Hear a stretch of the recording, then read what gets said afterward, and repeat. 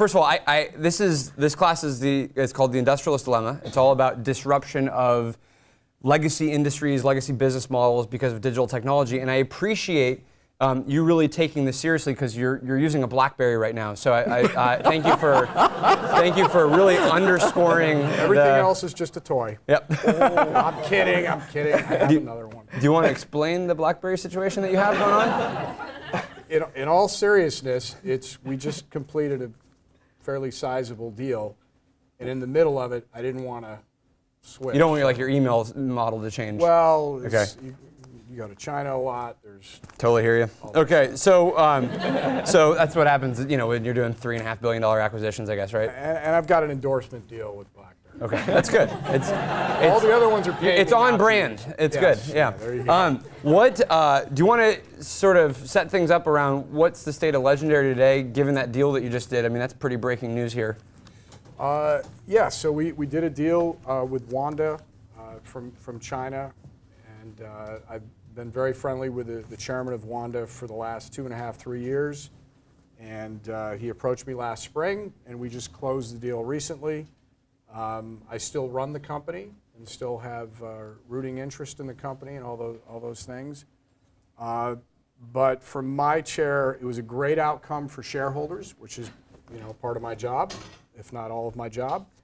And when you look at the future of where things are headed in terms of growth, I think China is probably the biggest market in the world by 17 or 18 at the latest. Our films had already done very well in China.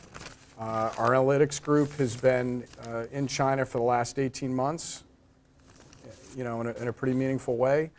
And so for us, it made sense. There was a lot of different sort of roads and choices, but this made sense for us. We actually had Tony Fidel in as the second class, I believe, and or third class, and the way you were describing offline around the kind of control that you have of running the business, all the creative control, you are sort of the nest of Wanda, I guess. Yeah, I mean it's early days, but that was an attempted analogy. Sure. Why not? Okay. So why don't we step back and could you describe the state of the media industry? Is obviously too broad of a concept. There's too many different things going on. But if we just zoomed into film and theatrical kind of entertainment and television media.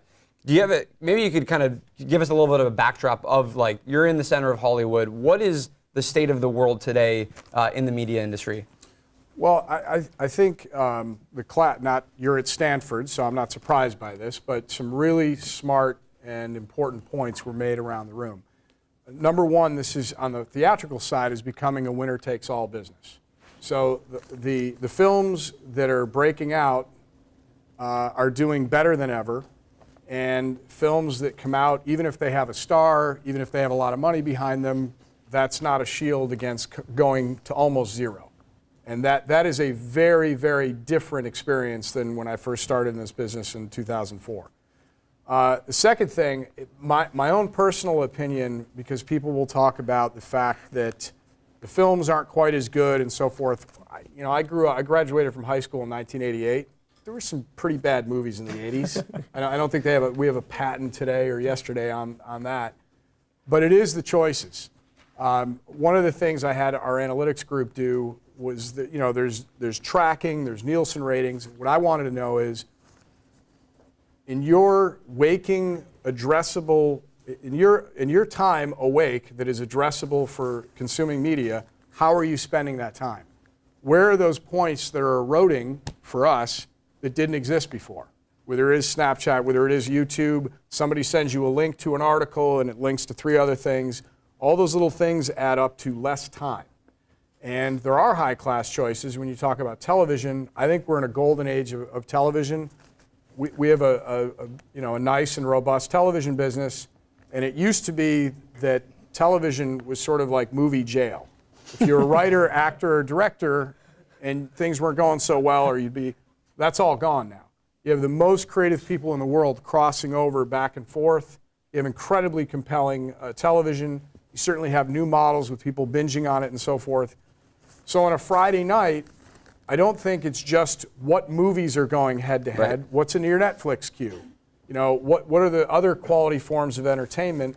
that perhaps have a lower barrier to entry, meaning I got to get in a car and drive somewhere at an appointed time, those are all pretty big barriers. So that's a little bit of how we think about what's going through consumers' minds, and good enough is certainly not good enough anymore. It kind of has to be great. And somebody had mentioned about franchises, which I think is Hollywood's second favorite F word.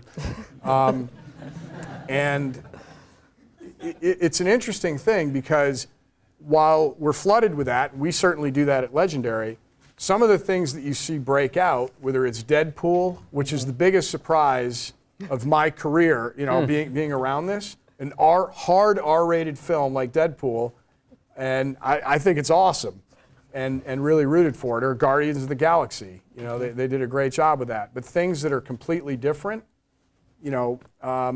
are doing well, and at the same time, people want to see the franchises that they know and love. So, and we're going to talk a lot about sort of Legendary's business model and kind of evolution going into the future. Obviously, because of the blockbuster successes you guys have had with Dark Knight and Jurassic World and those kinds of movies, I want to be clear about one thing. You said the movie business is becoming more and more winner takes all.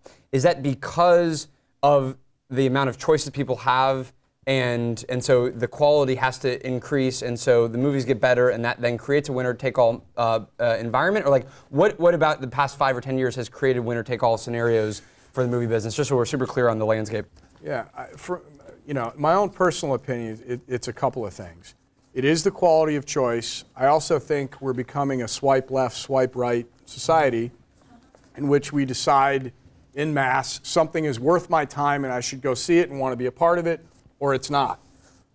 We were fortunate enough to have Straight Outta Compton this summer become a big hit for us, even in places that maybe, and in demographics that you wouldn't have thought would be excited about the movie. And people just decided through social media and other things that it was worth seeing. I also think that the winner-take-all mentality is just that there's no slow build anymore. Mm-hmm. If you go back just for fun and look at how Titanic performed, I mean, it came out to a modest, I think it was like a $14 million opening and played for months. That'll never happen again, ever, for a number of different reasons. But there's not a lot of big multiples against opening weekends. We've seen that squeezed down because there are so many other choices. You're now also seeing movies open in February and March that are $150 million movies, which never happened before. One of the things Legendary is known for is your data analytics and how you look at markets and trying to attract audiences to the content. One of the comments that got raised during the class was the role of kind of art versus business. And how is that changing Hollywood, and specifically how is data and information changing how Hollywood does business? Well, a couple things. First of all, our analytics group and team, they're from Harvard and MIT, and they sit in Boston, and I told them the first time that I ever see you sitting in Hollywood, wearing a beret, sipping a latte and reading a script, you're all fired, and I'm in trouble. We wanted it to be complete separation of church and state. In terms of the creative side, they have absolutely nothing to do with it. Zero. We're not going to tell Chris Nolan what to do in the third act. That's not going to happen. So the reason that we originally went into this is I felt the advertising spend, which I didn't hear anybody talk about, but that's the part to me that is not sustainable. I don't know if you know how much money we spend on advertising, but it's not a great model at all. What's the scale we're talking? 120 to $140 million worldwide, on advertising. For a film? For a film. For a big film. So that's a lot of money. What's not sustainable about that is spraying it all over the place and spending as much money on people who aren't going to come, or folks that, you're advertising Dark Knight and you're telling a 15-year-old who's wearing a Dark Knight t-shirt, please come see my movie over and over. That's not very efficient either. So put the analytics group together to talk about people that were persuadable, and the first directive was very simple. I want to cut our ad spend by 15%, and I want to be no less effective. We went live on Godzilla. That was the first time we ever actually swallowed hard and did it. We cut our ad spend, and tracking had us opening at $60 million, and we opened at 94. So that was a good start. And it has had a material impact for us. Were you able to actually track the people that you advertised, and did they buy tickets? Yes. Okay. We were very calculated about it, and almost like a business case study, because if you don't test city to city, and it just, well, you guys had a great trailer. So, Right. And Warner Brothers did an amazing job, certainly on the ad campaign. What's happened since then is it helps us to find audiences on television and launch shows. We've been successful with that. And over the last year or so, we were approached by some very large companies and asked if they could license our platform. So it's turned into a very robust business for us. Do you see a future where that in itself becomes its own business model out of Legendary, or are you kind of doing that as a hobby right now? Well, it's inside, of what Wanda bought. Right. And, we've been going, the two areas we wanted to expand into was China, which we've done pretty successfully, not only with Wanda, but some other big partners, trying to be early on consumer behavior patterns and analytics there. And the second thing is making sure that we had great core expertise around mobile and what that interaction looks like from an analytics standpoint. There's on the data theme, there's clearly a trend, or at least there's a lot of noise about Netflix and how they use data to target what kinds of shows they should be greenlighting and buying. How real do you think that is of a trend? Do you think that sort of is instructive to the future of what kind of media gets created? Not necessarily what shows up in the third act of the film, right. but do you greenlight certain kinds of TV shows or certain kinds of movies? Yeah, look, Netflix is extraordinarily successful, and Ted Sarandos, who's down running content in LA for Netflix, does an incredible job. I think what it can potentially be are guideposts, to concept test, and whether it's stars or questions that you want to ask. I certainly think that can be interesting. We tested Godzilla versus King Kong because I was excited about it, and it turned out people overwhelmingly thought that was a cool thing. So we concept tested. Okay. We just don't. Before you spend the $100 million, $200 million on making the film. Yeah. So Netflix, they have a formula, and it seems to work for them. How do you spend your time, and how do you manage now a different type of organizations as you've added new types of businesses, new people you support, et cetera? This has become pretty complex. What does that impact you as the CEO? Well, it's the mandate that I put forth 4 or 5 years ago was we have to diversify, because simply being in the hit business, and we make 5, 6 movies a year, not 20 or 25 like a movie studio. So you got to have a great batting average. So we went into television, we went into analytics, both to take care of our margins on the spend side, on our advertising, which again has had a big difference for us. We have a pretty big digital presence. We own Nerdist. We bought Smart Girls, Amy Poehler's company, Geek and Sundry. So we've got a fairly decent-sized digital footprint, and are launching an SVOD model that we're pretty interested in. So it was about diversification, and certainly making sure a number of years ago, before it was fashionable, to have a real hold in China, and to learn and make mistakes and try to be good partners in that corner of the world. And in terms of my own time, it's split between the creative process and being very involved in our movies, trying to look around corners and see what is the next version of analytics. And you talk a lot about disruption, and the only thing that I know is if you stand on the railroad tracks hoping the train's not going to hit you, it's going to hit you. So we're constantly asking ourselves, what does it look like when day and date happens? Right? That's going to be a pretty big shift when consumers are offered that package. I would also say that for all the choices that you mentioned, cat videos and so forth, I still believe in high quality, long-term ownership of content. I believe forever that's going to be an extraordinarily important thing. I believe it in sports, and I certainly believe it across movies, television, and digital. There is a scarcity that I would not underestimate. Talent is scarce. Whether you're a great filmmaker, an actor, an artist, and we all see it, we all recognize it, and I don't think that is going to get wider, and so that's something that I think studios will have to organize themselves around that principle, because it's a pretty closed ecosystem, but you're also not going to be able to sustain the massive overhead and spending patterns that are there today.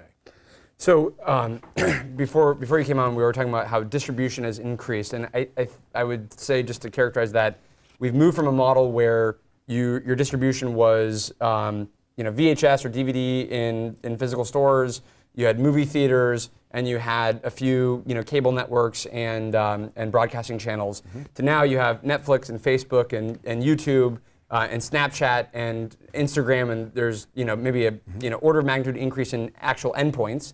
And there's probably an order of magnitude increase in people that are at the end of those delivery channels, i.e. the internet. So for you and Legendary, and then I'd like to kind of maybe broaden up to, let's say your Warner Brothers or your Sony, how does that impact the sort of overall strategy? Does that mean you move even more into the blockbuster approach? Because again, that choice means that highest quality content wins? Or do you move more toward, I need now 50 products to reach all the different sort of variants of how people are going to want to consume media? And then if it's the latter, how do you actually monetize that? Well, the way that we look at it is there's sort of two categories of films that we'll be making in the future. Branded blockbusters, or we hope they're blockbusters, but branded large tentpole films, or smaller, containable, targeted films. 42 is an example of that, Straight Outta Compton. Hangover. We made a movie called Krampus this Christmas. I don't know if any of you saw it, but it was, we made it for $9 million, and we spent a third of what you would normally spend on advertising to put it out on 3,000 screens. And it turned out to be a very nice hit for us. We did just under $70 million. And from a business case standpoint of allocating the right capital, being very targeted, and using... But you still made, how much of that money was made theatrically in theaters? What I just named was only the theatrical portion. Right. So it'll be out... But would that work the same way in a day and date model where you don't have all of the sort of guaranteed access at the theaters? I believe, first of all, it's inevitable. And second of all, I think it'll broaden audiences. The price points have to be right. The offerings have to be right. It's obviously going to have a huge impact on the revenue streams of the movie business.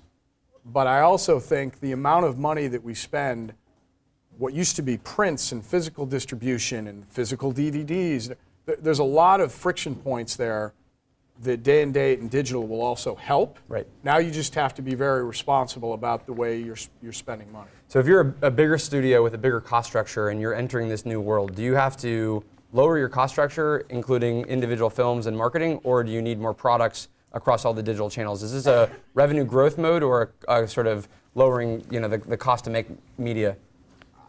I think it's, to me, it's a couple things. It's to ask yourself, what kind of organization are you going to be, right? If you've got thousands of employees, massive physical space, the one place we don't really shoot is in Los Angeles. It's just cost prohibitive. So these massive lots and so forth that are very expensive. And so I think what you have to ask yourself is, what is your core competency? What is it going to be going forward? What can and can't you defend? And I think from a cost structure standpoint, I would stand back and say, we're going to have to make some very tough choices. Once you've gotten that under control, then I would look at what your advantages are to making content and filling those different pipelines. I'm a big personal investor behind both virtual and augmented reality with Magic Leap down in Florida and the Oculus guys who did a great job and are now part of Facebook. Congrats. I personally don't think the tip of the spear there is watching our movies in VR. I don't think that's that compelling, both in terms of the time spent And artists will come up with a way to give you, a different experience and a different journey, and that'll shake out and have a revenue model. But I think there's a lot of people in Hollywood that are looking at that as, oh, that's another stream, and I think it's going to shake out a little differently. If you look at how the younger generation consumes media, so we've got a room full of people in their 20s and 30s, do you see them going to fewer movies in the future? Do you see them, not spending as much time as previous generations have, and how does that impact the type of content that you create? Well, I would say I'm still a big believer in going to the movies. Somebody mentioned IMAX. It's a great experience. Watching a comedy with a crowd is different than watching it at home, even with a few people. Watching a massive blockbuster, seeing Avatar, which Jim did a great job on that film of giving you a reason to go. So I still think that that's part of our cultural fabric, and I don't think they're closing up anytime soon. I do think people are going to be more and more discerning, and I think we're seeing that certainly in North America. The patterns we're seeing in China are different. There you're seeing an expansion of middle class. You're seeing people enjoying going to state-of-the-art movie theaters, which they've built all brand new stuff. So that's been interesting to watch. But and how it impacts us in the future is really what I just talked about. That it needs to be so compelling and great that you have to go see it in that format, or you should, or contained enough that however you choose to do it, that it's fiscally responsible. Steve Jobs had this classic line, which was sort of Hollywood doesn't understand Silicon Valley doesn't understand Hollywood. I'm sure it was more eloquent than what I just said, but the idea was, these are two worlds that have never really been able to partner very effectively. But certainly with iTunes and with Netflix and with Facebook, that has begun to change. What is the current sort of state of thinking from a Hollywood's perspective of Silicon Valley? I mean, you bridge both worlds, but let's say you weren't as sort of in between both worlds as much. What is the sort of state of thinking? Is it that Netflix and Facebook begins to take all of the leftover margin at the platform level? Is it that they come in and create all the content and leave very little money for anybody else? Is it that they end up moving eyeballs into completely different behaviors? What is the viewpoint right now? I think it's a mixture of fear and opportunity, right? The fear from both directions is I think those that own the platform realize that professionally made content at the highest levels is important and not fungible. And you're seeing that with the decision points, whether it's Netflix or Apple, are making by saying we've got to be in the original content business. HBO made that decision smartly 15 years ago. And I think the fear side of it on both ends is, the tech companies, they have bigger market caps, right? You're not going to push anybody around. And I think that traditionally in maybe Hollywood had been maybe the attitude. We're going to wag a finger and bully people, and that's not happening up here. So I really hope things get bridged, because it's counterproductive and calories wasted not to. And I really think there are ways to work smarter. If you look at what happened in the music business 14, 15 years ago, where the music companies decided the way to respond to Napster was to, quote, sue it back to the Stone Age, or whatever they used to say, and then they allow Apple to come in and build the iTunes platform. That's probably not highest and best outcome if you're the one sitting on the content. Do you perceive there to be any risk that these technology platforms, though, can move the eyeballs and attention completely away from traditional content? I mean, you're as an investor in Magic Leap or Oculus, those platforms might not make as much sense for linear entertainment, and we might get the same sort of entertainment value out of new forms of content, i.e., or thus being a risk to traditional, sort of the traditional DNA of Hollywood. Is that a material risk? Is that something that you think about? I think that VR and AR are the first completely new experiences that I'm aware of, because everything else, whether it was VHS to DVD or high definition, it's all, better pictures, right? Sharper pictures, better sound. But VR, AR is a completely different experience. So as we talked about a little earlier, anything that's going to erode from your time and attention is a threat. So, that's why we hedge and try to be in that business. I don't think anybody's figured out exactly what the model is going to be yet. We have a lab on the 12th floor of our building where we have very smart, creative, amazing people coming in every day, and we wanted to have a place where they could experiment and say, I don't know, play around with it. I'm sure you'll come up with something. But there's no question it's a threat. What's your, I guess, best hunch of what that content type looks like in the future? Is it more just akin to video games, or what? Best I can tell, and I certainly, it's interesting. When YouTube, when people first started passing around videos and saying, you got to see this, right? I think on VR, the first couple of viral things that are 3, 4, 5 minutes long and make you feel something, right? And also, I think the social component is huge, because anything that we consume in discrete packets is never as exciting as some communal experience, the experience you're having now notwithstanding. But I think that the first time that something like that breaks through and is passed around and people then see what the possibilities are, all those little movements that need to happen, then all the creative people that say, yeah, I should spend cycles in this, I should spend money on this, consumers saying I should pay it, and all those little movements that all of a sudden add up to it's now a thing. Again, I think that's inevitable, but that's what I think the first couple of movements look like. And then I think it's, certainly there'll be video games on it, but I think the quantum leap happens when we can go in the matrix, whatever, together and kind of look around and have a shared experience. Cool. All right, Thomas Tull, thank you very much. Right, Thank you. Thank you.